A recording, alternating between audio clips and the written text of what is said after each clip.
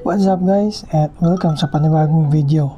At dito nga sa video na to ay na-invite kami ng mga co-workers namin na Japanese na mag-welcome party. So 2 weeks ago nga guys ay dumating kami dito sa Kobe, Japan kasi na-deploy na naman kami ng company namin sa Pilipinas. And usually kapag na-deploy kami dito sa Kobe ay nag-held talaga ng welcome party yung mga kasama naming Hapon. So ayun na nga, after a week, in-invite nila kami ng welcome party and dinala nila kami dito sa may shop na malapit lang dito sa kumpanya na pinagtatrabuhan namin. So medyo malayo yung camera ko guys kaya hindi masyado marinig yung mga boses namin kaya binoise over ko na lang tong video na ito. So ayun na nga, to start the party, syempre ang unang ina-order ng mga Hapon ay beer talaga kasi bago umpisahan yung party, so magkakampay talaga sila. So ang inuuna nilang order is beer or kahit na anong mainom na pwedeng ipangkampay.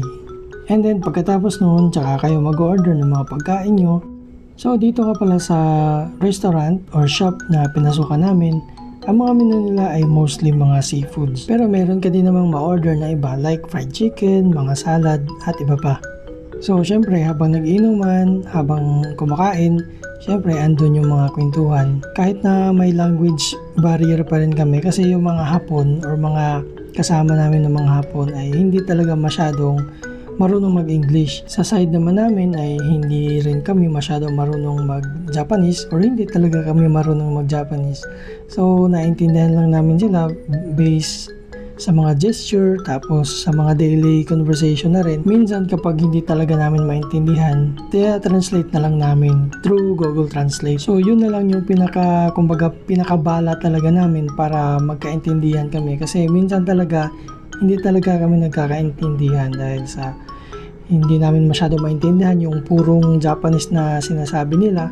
At hindi rin nila maintindihan yung mga sinasabi namin na English. Pero sa tagal namin na nakakasalamuha sila, nasasanay na rin kami sa mga daily conversation namin. Bali, ganito lang din yung mga ginagawa namin kapag nagiinuman or merong ganito, mga welcome party and kwentuhan.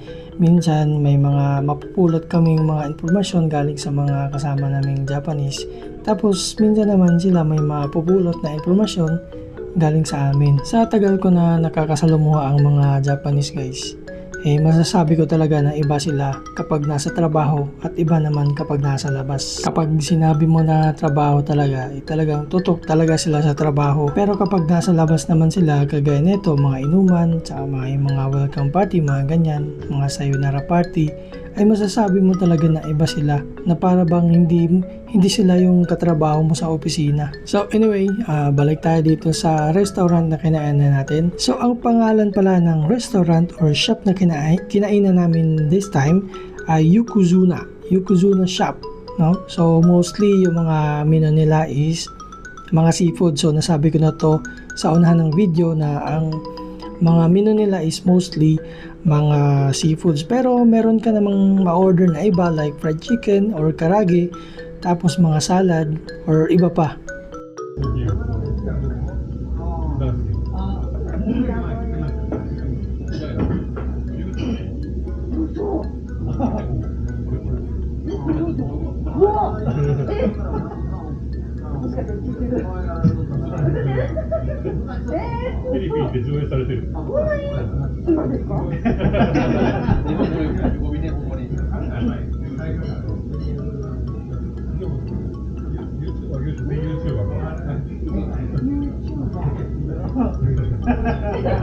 Maybe. No.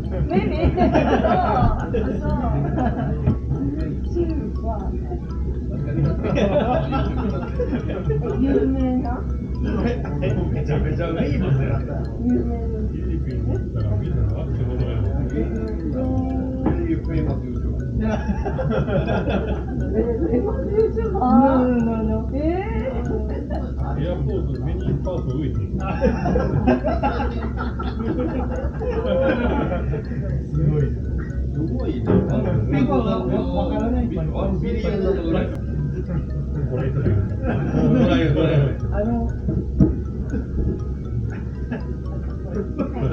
ちょっと聞いてよ。英語で言って。そうだ。Can we order this one? Two order.